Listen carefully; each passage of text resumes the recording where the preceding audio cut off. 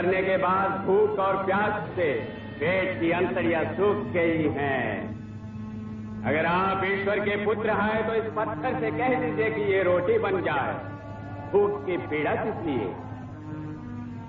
मनुष्य रोटी के बल पर ही जीवित नहीं, तो ईश्वर के मुख से निकले हुए प्रत्येक शब्द से जीवित है। अगर ये सच है, अगर आप ईश्वर के पुत्र हैं, तो इस पहाड़ की ऊंची चोटी से कूदकर सिद्ध कर दीजिए। आपके पिता के वचन के अनुसार स्वर्गदूत अगर आपको बचा लें, तो मैं आपकी बात को मान जाऊंगा। ईश्वर शक्ति की परीक्षा का दुस्साहस उचित नहीं।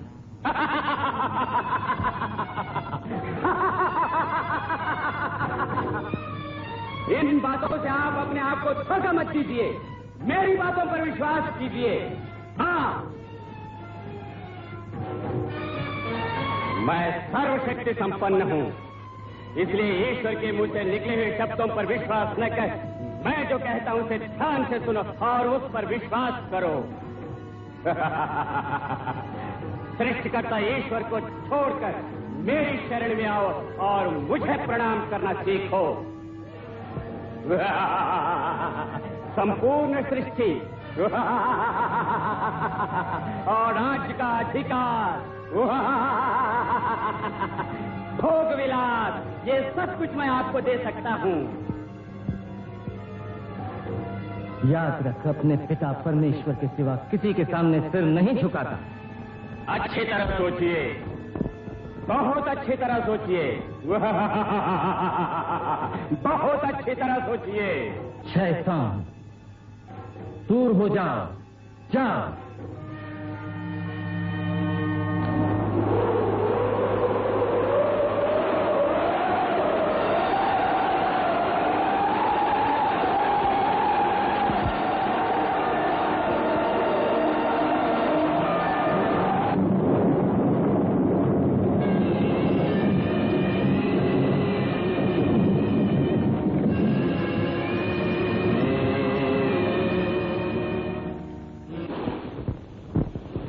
देखो मसीह।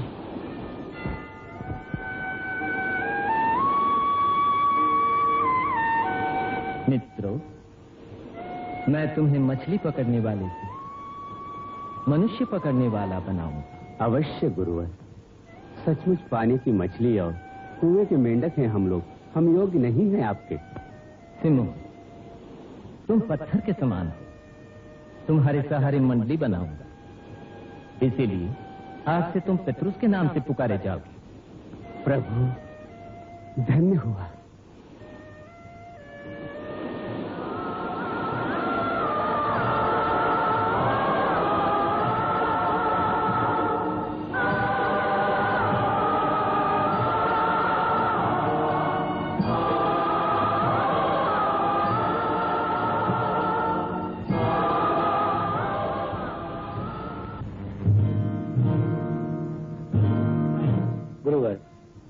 धन्य हुआ। करुणानिधि, अपने करुणा समुद्र में मुझे एक मछली समझकर पालो। अपने शिष्यों की तरह मुझे स्वीकार करो। अपने राज में मुझे जगह दो प्रभु। मत्ती, मेरे राज्य में जगह चाहते हो तो अपना सब कुछ छोड़कर तुमको मेरे पीछे आना होगा। छोड़ रहा हूँ प्रभु, छोड़ रहा हूँ। इसी वक्त मैं ये धन, ये दौलत, ये नौकरी, सब कुछ छोड़ रहा हूँ प्रभु। इतना ही नहीं, दौलत के साथ साथ घमंड को भी छोड़ रहा हूँ प्रभु। दौलत के साथ साथ घमंड को भी छोड़ रहा हूँ। यहूदी लोग क्या उस नीच के घर भोजन करेंगे? कैफस, इस ओछे काम की बातों से जनता को बहकाएंगे। ये नीच काम कहकर जनता को उनके खिलाफ भड़काने का काम आज से शुरू करना चाहिए। यहू, आज्ञा। रूबेन जी, फौरन जाओ, यीशु को बदनाम कर उनके इस नीच कार्य का फंडा फोड़ दो। उनकी मर्यादा मिट्टी में मिला दो। सिर्फ मर्यादा मिटाएंगे ही नहीं, उनको हम अपने समाज से बाहर निकलवाएंगे। मैं जो कहता हूँ उसे मेरी बात न समझो। ये मेरे पिता की वाणी, उसने ही मुझे यहाँ इस कार्य के लिए भेजा है। खुद को बड़ा कहने वाले छोटे हैं, लेकिन सदा अपने आप को छोटा मान के जीवन बिताने वाले ही बड़े हैं। ये ईश्वर वाणी। ये गूंगा है, इसको बोलना भी नहीं आता। कितने वैद और मंत्र तंत्र जानने वालों को दिखाया पर कुछ न हुआ। आप पर विश्वास है इसलिए यहाँ लाए हैं इसको। कृपा कर इस गूंगे को फिर से वाणी दीजिए।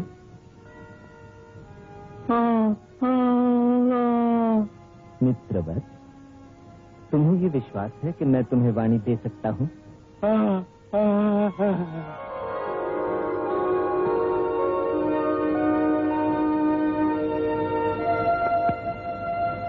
इस विश्वास के भरोसे मुंह खोलो, बोलो। सच सच, आप करुणानिधि हैं, आप सचमुच ईश्वर पुत्र हैं, ईश्वर पुत्र हैं, ईश्वर पुत्र। आप ईश्वर के पुत्र हैं तो विश्राम के दिन धर्मशास्त्र का नेम क्यों तोड़ते हैं? इस गूंगे को जानबूझकर आपने वाणी क्यों दी? मसीह कैसे हैं, कैसे माने? मेरे दोस्त, मान लो तुम्हारा पशु विश्राम के दिन कुएं में गिर पड़े, तो आज विश्राम का दिन है ये सोचकर कुएं से उसे तुम निकालोगे नहीं क्या?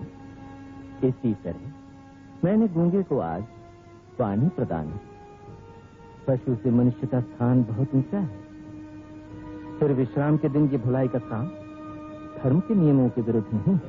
सिर्फ नहीं, यहूदियों में पैदा होकर यहूदियों से जबरदस्ती कर वसूल करने वाले के घर भोजन करना क्या मूसा धर्म संहिता के विरुद्ध नहीं? रोगी को ही बैठ की जरूरत पड़ती, स्वस्थ मनुष्य को नहीं। उसी से मैं भी यहाँ धर्मियों का नहीं, पापियों का उद्धार करने आया हूँ।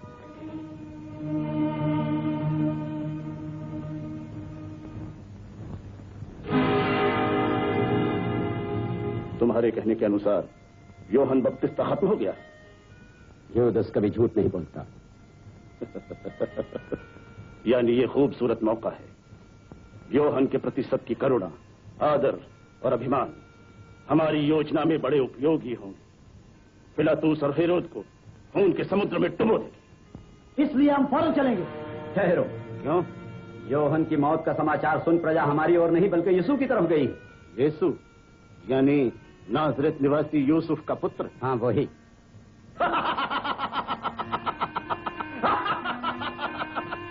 यूदस, क्या तुम्हारी बुद्धि भ्रष्ट हो गई है?